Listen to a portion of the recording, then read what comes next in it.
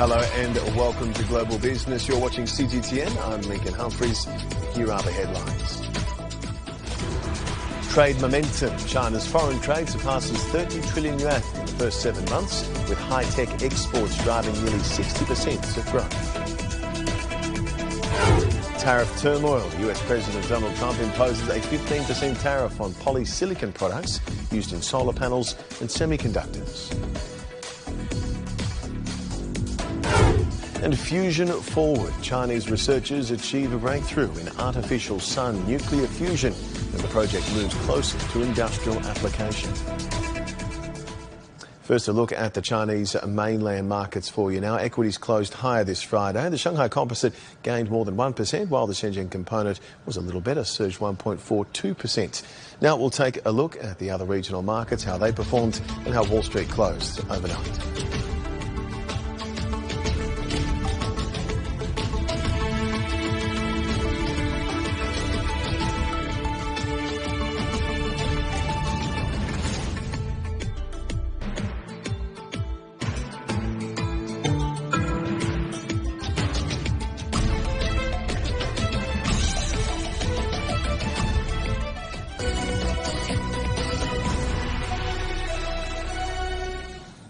We'll start with the latest trade numbers out of China. Customs data shows total goods imports and exports rose more than 17% in the first 7 months of 2026, faster than the January to June pace. July alone saw a 19.2% increase.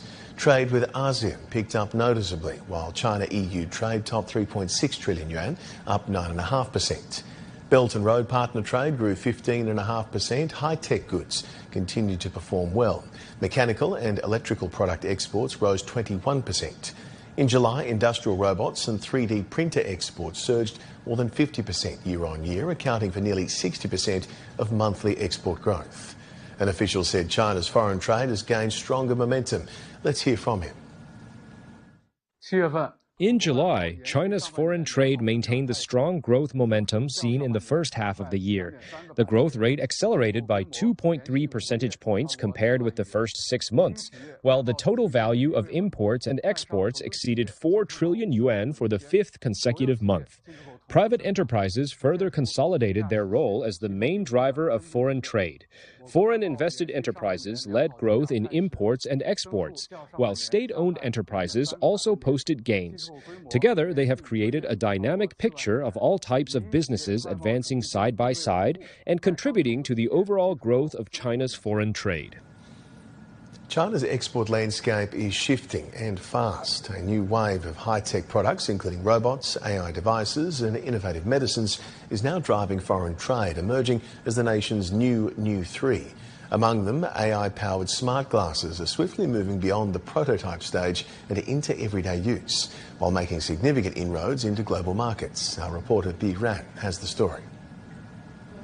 As Chinese-made AI glasses expand into global markets, this emerging export is drawing growing attention to the market for AR and ER glasses. China shipped 2.46 million smart glasses in 2025, up 87% year-on-year. Chinese brands accounted for 23% of global shipments and dominated the AR and ER segment with an 87% share. Companies including Renew and X-Rail are expanding across Europe and the US, while Xiaomi, Rocket, Imo, and Alibaba's Q1 are accelerating their overseas push. So we headed to Hangzhou, one of China's top innovation hubs, to visit the companies behind them and see the future for ourselves. Tell me to find the Rocket office building. Okay, let's go.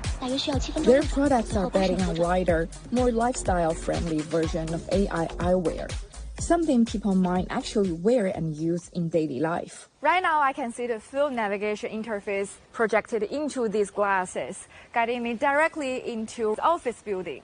Smart glasses or AI glasses, will be the most popular AI terminal device to the end user and in the AI era. So I think it's going to get more popular. So maybe in the coming like 3 or 5 years, everybody's going to put AI glasses on.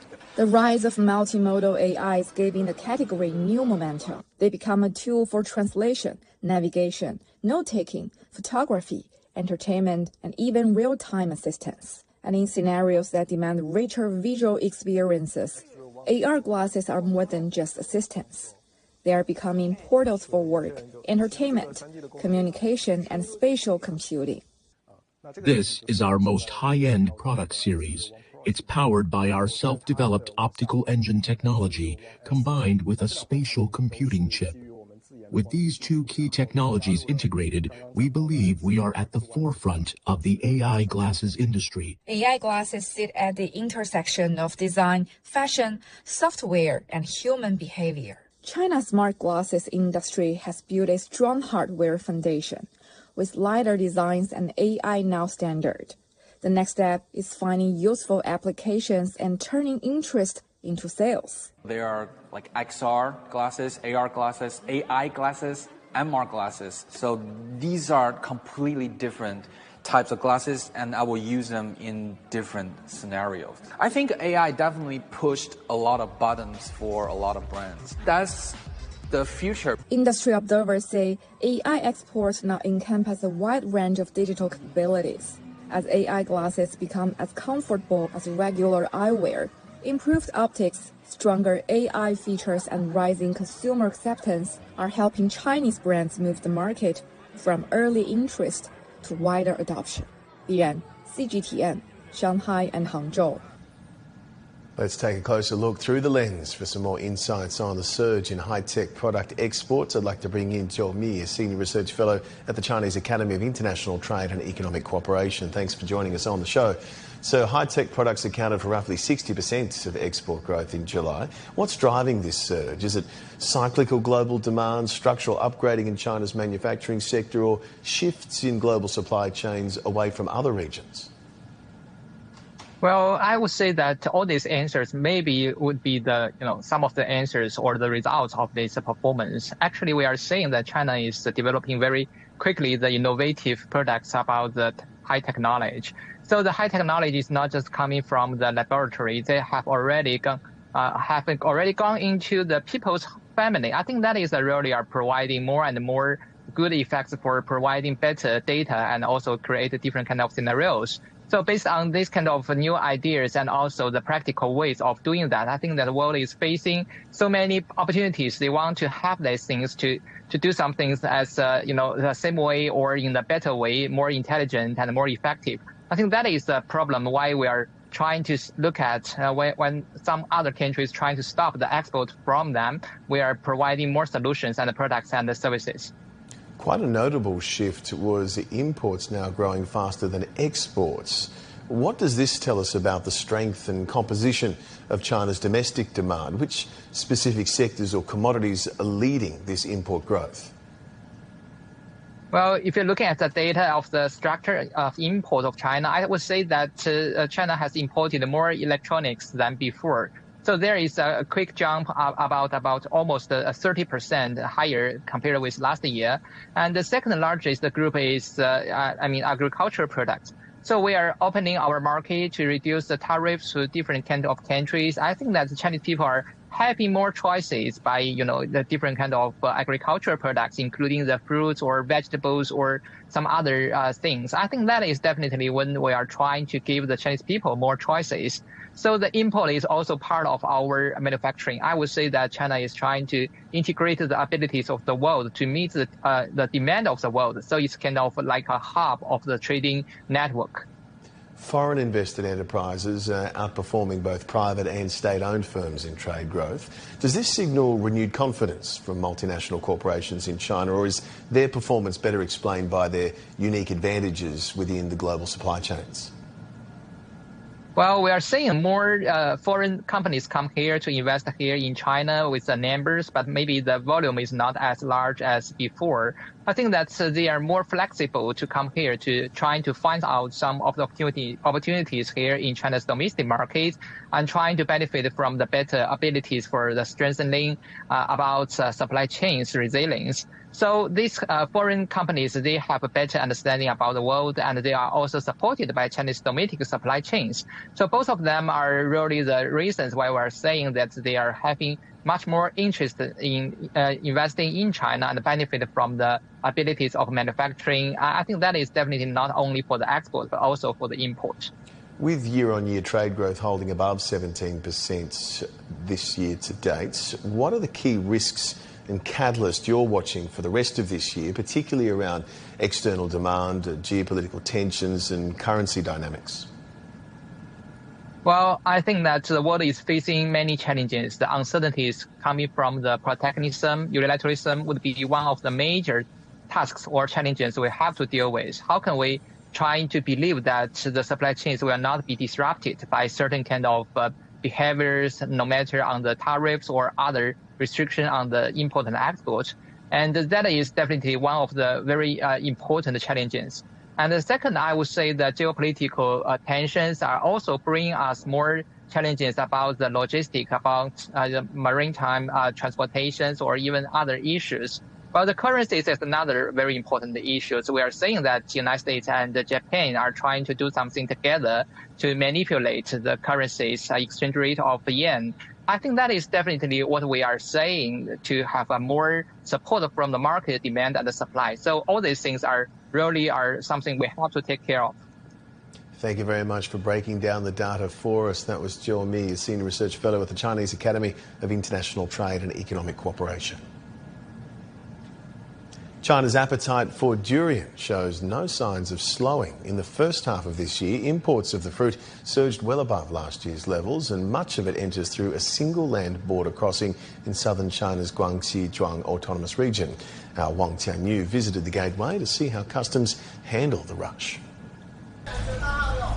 This might be China's busiest port for imported tropical fruits. 1 out of every 3 durians entering China come through here, Youiguan Port. In English, Friendship Pass. It sits on China's deep south border with Vietnam, linking the country to the whole of Southeast Asia. Hundreds of trucks carrying durian and other tropical fruits pass through here every day, and they are randomly inspected for safety. Customs officers test for pests and quality. That keeps every shipment moving smoothly to markets all across China. And this year, there's more fruit than ever. Heavy rainfall across Southeast Asia has boosted the harvest. This year, fruit imports through Youiguan Port have been strong. In the first half of the year, we brought in fruit worth over 12 billion yuan, or about $1.8 billion, up 40.8% from last year. Durian led that growth. It made up almost 90% of all fruit imports here. Durian imports through this port jumped nearly 56% in the first 6 months of 2026, and officials expect that pace to continue. More durian from Vietnam is on the way in the coming months. Our durian business has grown about 15% this year. Right now, most of what we're bringing in still comes from Thailand. And it's not just happening here. Across China, durian imports grew at almost the same pace as Youiguan, up more than 57% in the first half of this year. New rail links like the China-Laos Railway are opening up even more routes for Southeast Asian fruit to reach Chinese consumers faster. Wang Tianyu, CGTN, Guangxi Zhuang Autonomous Region. Coming up next on Global Business. Tariff turmoil. US President Donald Trump imposes a 15% tariff on polysilicon products used in solar panels and semiconductors.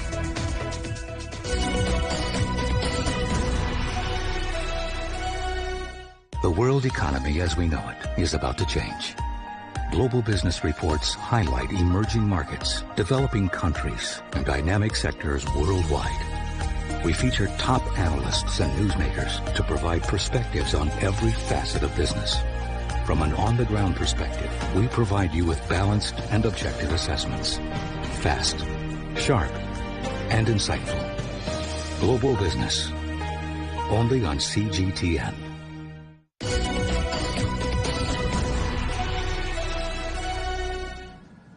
US President Donald Trump has signed an executive order imposing a 15% tariff on products made from polysilicon and setting a floor for import prices.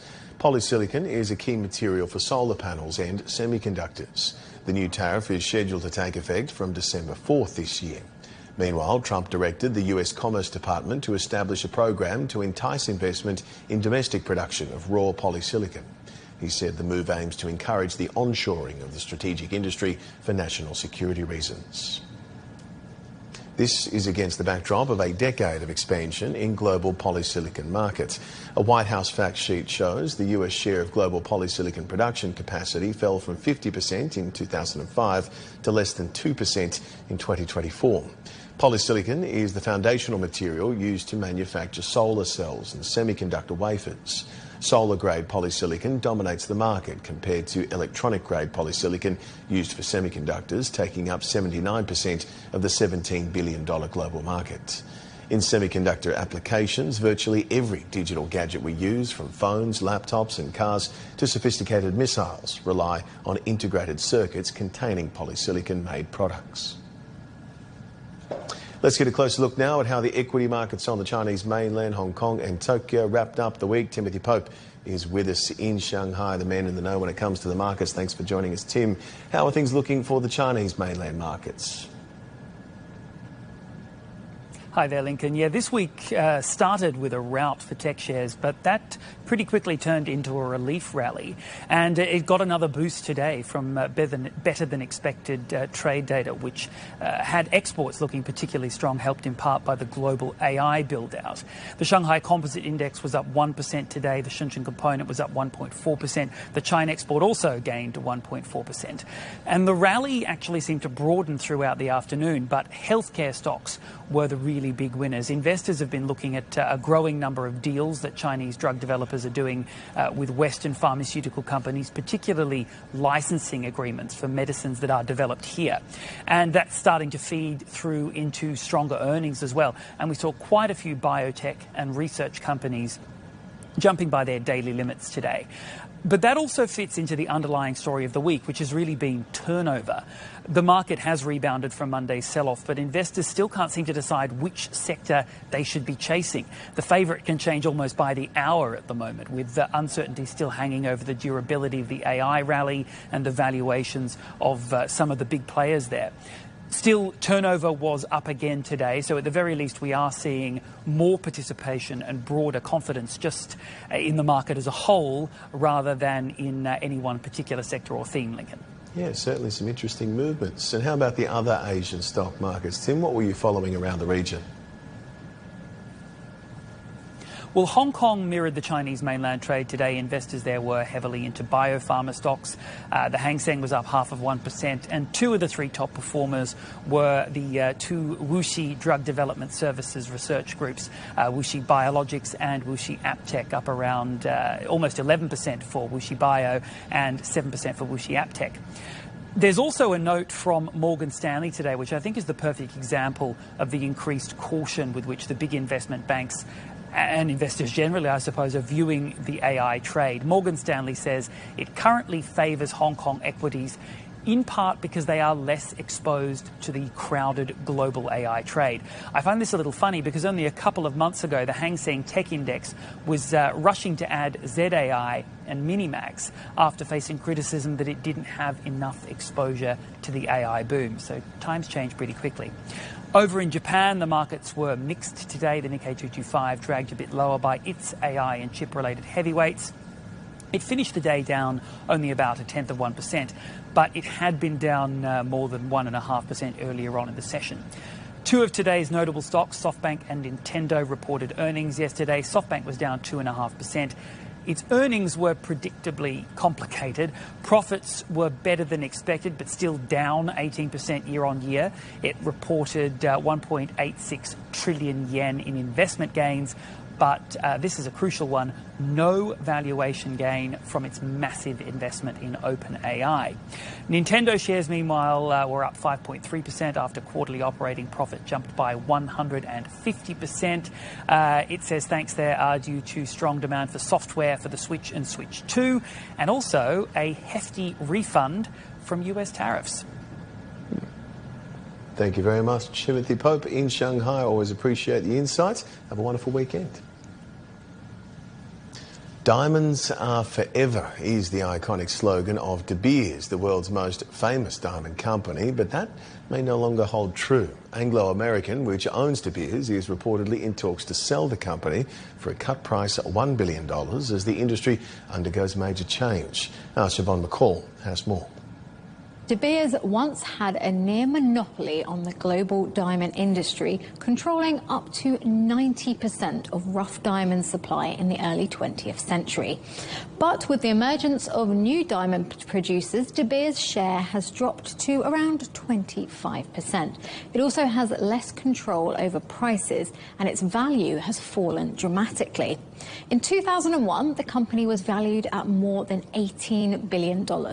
A decade later, Anglo American bought up an additional stake, and the transaction valued De Beers at around $13 billion. Now, it's set to sell its 85% stake in De Beers for just $1 billion. As well as having less market power, changing consumer habits have hit demand, particularly in China. Arguably, though, the biggest disruptor is the emergence of lab-grown diamonds. These are significantly cheaper. Earth-mined diamonds have an average retail price of between $4,000 and $6,000 for a 1-carat stone. But lab-grown ones average between $800 and $1,500. So how do they compare? Rahul Pathak reports. To the naked eye, it's almost impossible to tell the difference, because there is no difference, apart from the way they are manufactured. These are synthetic diamonds, grown in and produced in a lab, and for a fraction of the cost of their naturally mined counterparts. Chemically, physically and optically identical to traditional diamonds, but unlike traditional diamonds, these lab-grown precious stones take just 6 to 8 weeks to create. Modern technology has allowed diamond manufacturers to mimic the natural formation process, meaning they can produce these synthetic gems at a much cheaper cost and at a higher volume. China is the world's biggest manufacturer, producing over 70% of the world's lab-grown stones. In 2025, this factory in Zhucheng produced the world's largest lab-grown single-crystal rough diamond, weighing in at 156.47 carats. Global sales of synthetic diamonds have risen steadily since the 2010s. From $12.1 billion in 2025, it's projected to grow to $16.3 billion by 2033. The increasing affordability and quality of these diamonds has seen prices drop across the industry. The natural diamond industry will need to adapt to this new challenge or run the risk of becoming obsolete. Rahul Pathak, CGTN. An independent analyst believes falling synthetic diamond prices may actually work in favour of natural diamonds by helping consumers recognise the difference and return to natural stones. We've had man-made gemstones for decades now. What's changed is how much prices of the manufactured diamond has essentially crashed in a relatively short period of time. I would estimate that lab-grown diamond prices have fallen 90% plus in just 5 years or so. There's no rarity component to this. It's a manufactured product. We can essentially make as much as we want whenever we want, and that's why I continue to expect to see the price to fall. And I think as the price falls, I think consumers are going to start to realize that natural diamonds are a different product. I think when you look at just celebrities, engagement after engagement, the celebrities tend to still want natural diamonds. I think wealthier consumers still want natural diamonds. So I think as the dust settles with the novelty of this lab-grown diamond product, I think consumers are going to want to come back and want the real thing. But we're certainly in a lull at the moment. Relentless heats and a lack of rainfall are pushing some of Europe's most important rivers to record low levels, with the drought now visible from space. Satellite images show shrinking waterways winding through parched landscapes, exposing riverbanks and sandbars usually hidden beneath the surface. Many of the rivers are vital for transport, power generation, tourism and wildlife. But as water levels fall, communities, economies and ecosystems are paying the price. Europe's second longest river, the Danube, has dropped to historic lows in Hungary. Our Pablo Gutierrez reports. Samuel Komori has spent his life on the Danube. Today, the captain of the Thetis guides us past Hungary's parliament along a river he knows better than most. But this summer, he says, he is navigating in unfamiliar waters. In this year, there was very few rain, and not only in Hungary it was not raining because it doesn't matter, but in Austria, Germany, the Czech Republic, so all the places from where the Danube collects the water and brings here. The Danube stretches nearly 2,900 kilometers from Germany's Black Forest to the Black Sea. Months of drought have left large sections too shallow for many vessels. Near Gellerhill in Budapest, Samuel points to a landmark that locals have feared for centuries, the Hunger Rock. It rises only when the river falls to extreme levels. So when the rock comes out from the water, then the hunger comes, because then it's very little water in the Danube and also very little water on the fields.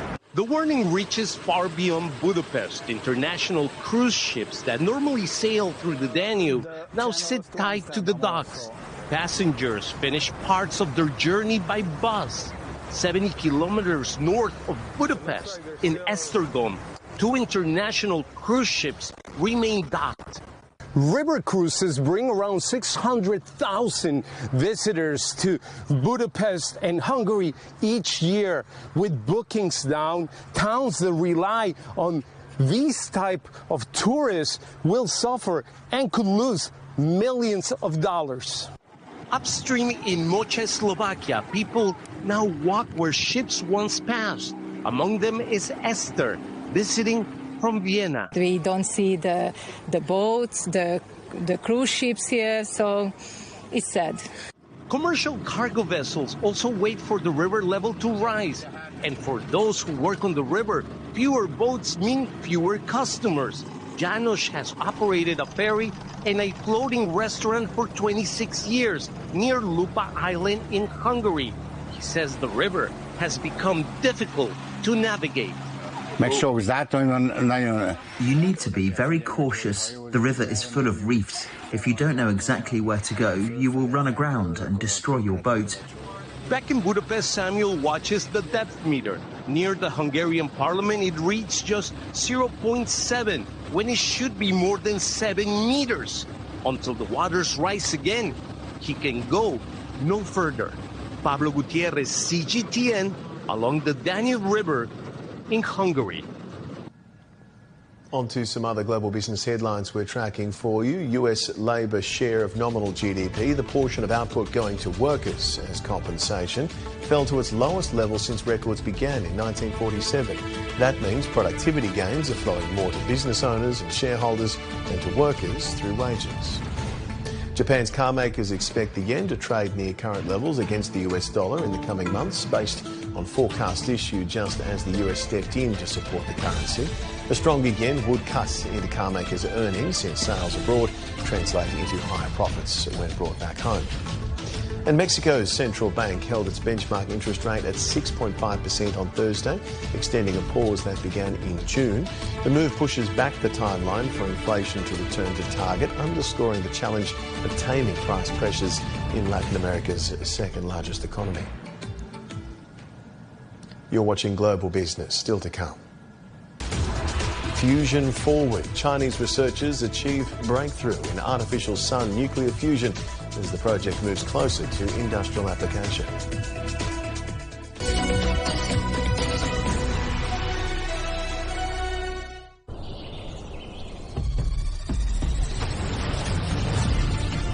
A vast land of 1.4 billion people. The world's second largest economy. Home to stories of the unexpected, the unimaginable, the breathtaking. Stories that touch the soul. Feel the speed, the passion. Enjoy spectacular natural and cultural landscapes. Feel the thrill of cutting-edge innovations.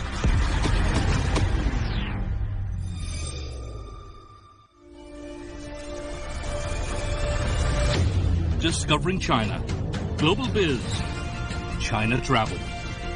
We present a China never seen before. 24/7 at your fingertips.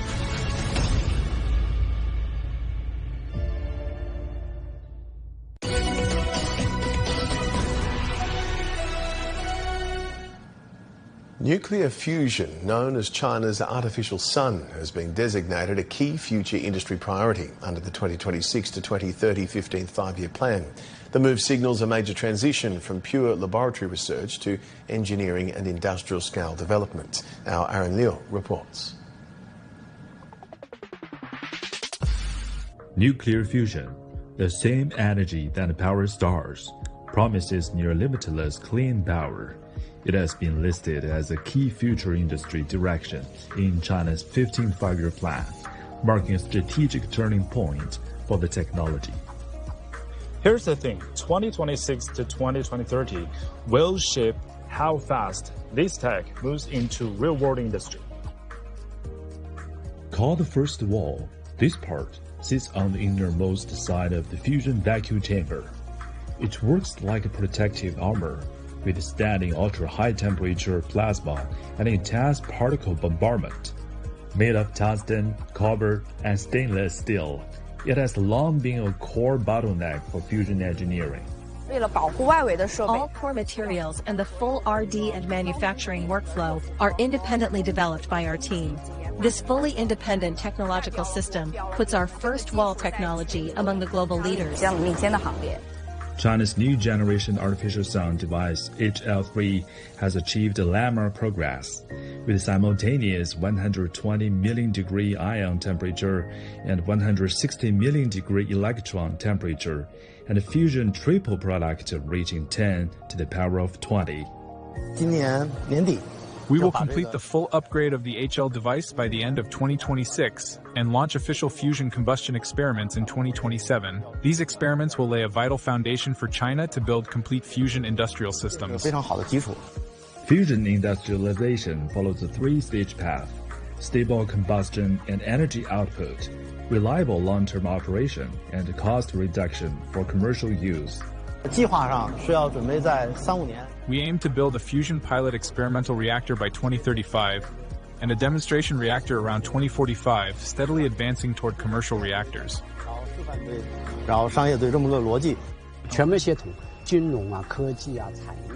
Fusion industrialization cannot rely on technological breakthroughs alone.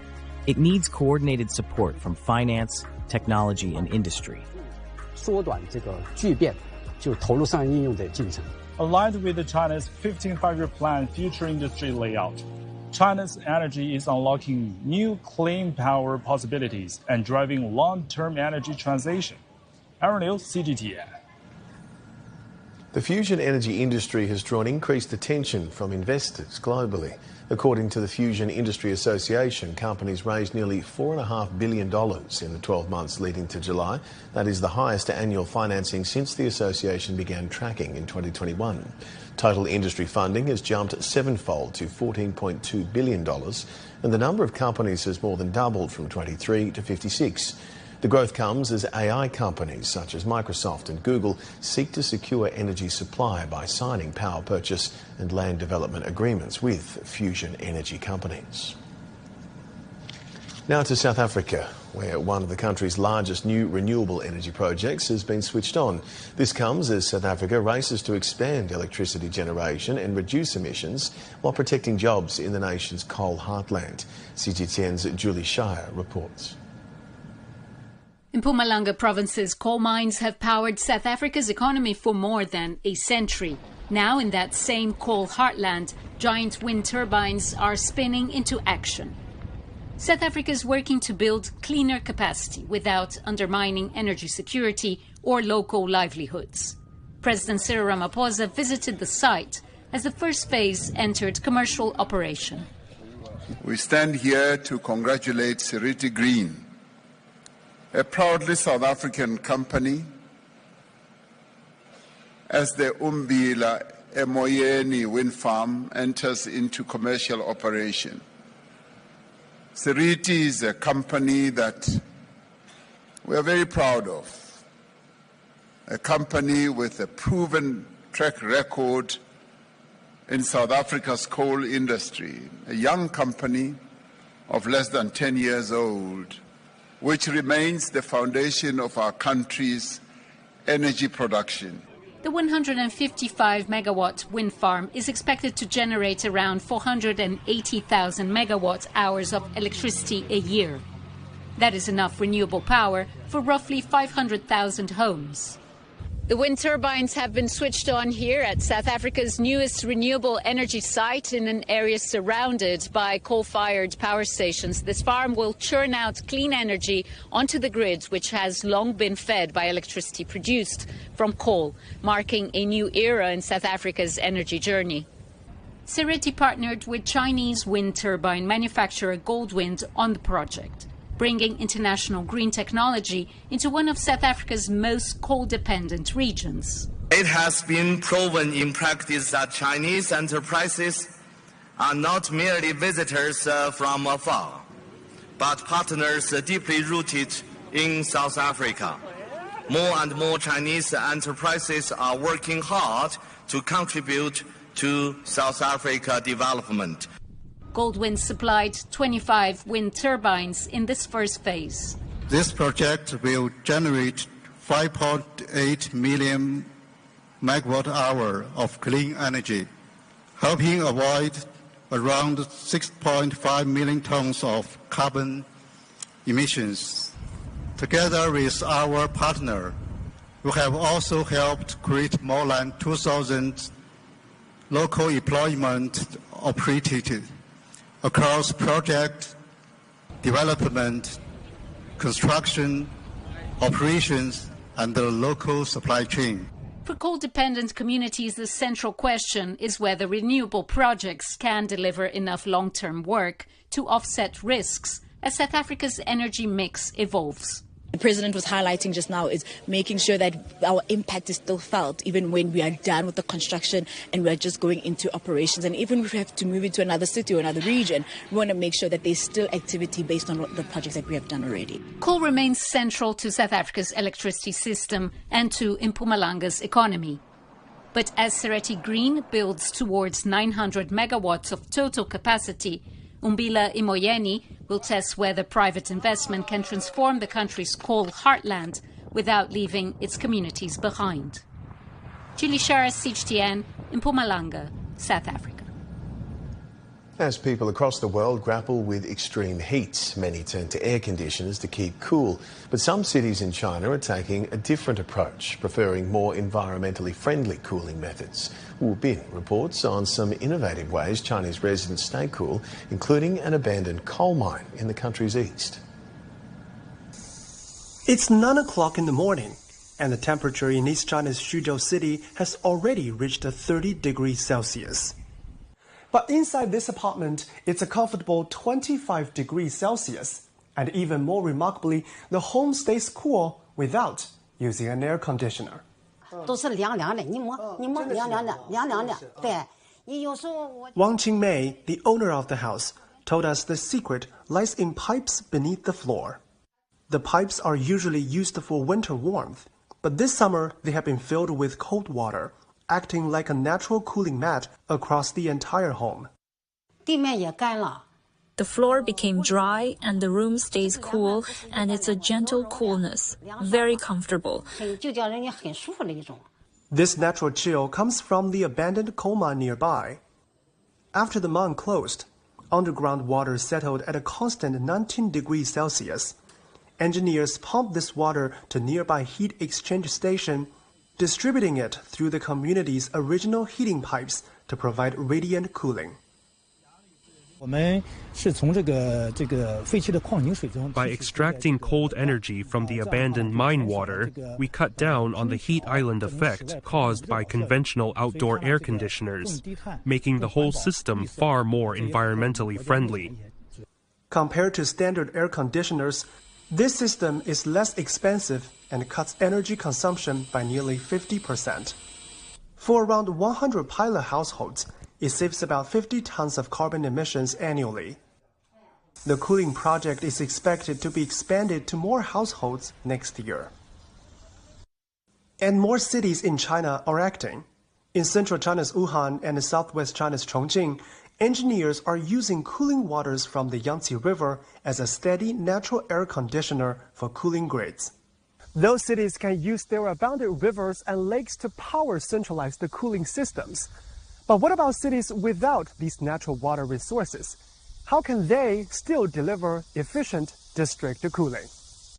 21 meters beneath the central business district in Jinan, East China's Shandong province, a cooling system operates underground. Giant machines freeze water during nighttime and then send chilled water at around 10 degrees Celsius through pipelines during daytime peak. Right